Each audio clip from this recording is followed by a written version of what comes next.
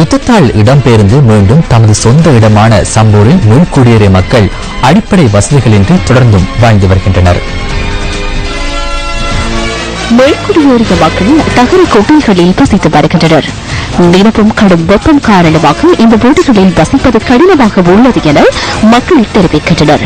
தமது பிரச்சினைகள் தொடர்பில் சம்பந்தப்பட்டவர்கள் கவனம் செலுத்த தவறியுள்ளதாக சம்பூர் மக்கள் குற்றம் சுமத்துகின்றனர். கிராமத்தில் நிலவும் பிரச்சினைகளுக்கு தீர்வு வழங்காமல் மக்களை சிரமத்துக்குள்ளாக்கும் வகையிலான திட்டங்களை நடைமுறைப்படுத்துவதற்கு முயற்சிகள் மேற்கொள்ளப்படுவதாகவும் அவர்கள் கூறுகின்றனர்.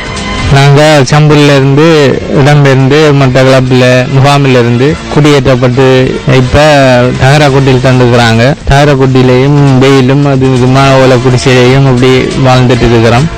அது போதாதுன்னு சொல்லி இப்போ அனல் மின் நிலையம் கட்டுறதாம்னு சொல்லப்படுது.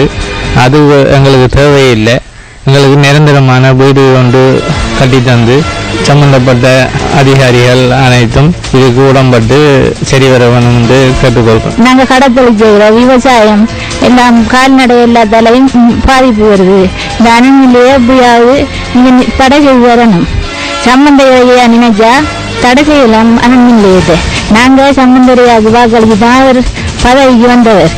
அவர் ஜனாதிபதிட்ட பிரதமர் எல்லாத்தையும் கரைச்சி இந்த அணுநிலையத்தை தடை செய்யணும். சம்பந்தரையா தேர்தல் காலங்களில் எங்களுக்கு அந்த உதவி செய்வேன் இந்த உதவி செய்வேன் என்று எல்லாம் சொல்லிக்கொண்டே வாக்களித்து கேட்கிறார். ஆனால் வாக்களித்த பிறகு சம்பந்தரையா எங்களுக்கு இதை செய்கிறமே அதை செய்கிறமே என்று சொல்லி இது ஒன்றுமே கிடைக்கல.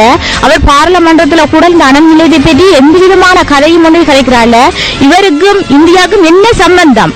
அவர் இதை நினைச்சா நிறுத்தலாம். எங்களுக்கு அனல் மினியம் வேணாம் வேணாம் என்று நிறுத்தலாம். அவர் ஓடி எங்களுக்கு எந்த விதமான ஒரு உதவியும் செய்கிறாரே இல்லை.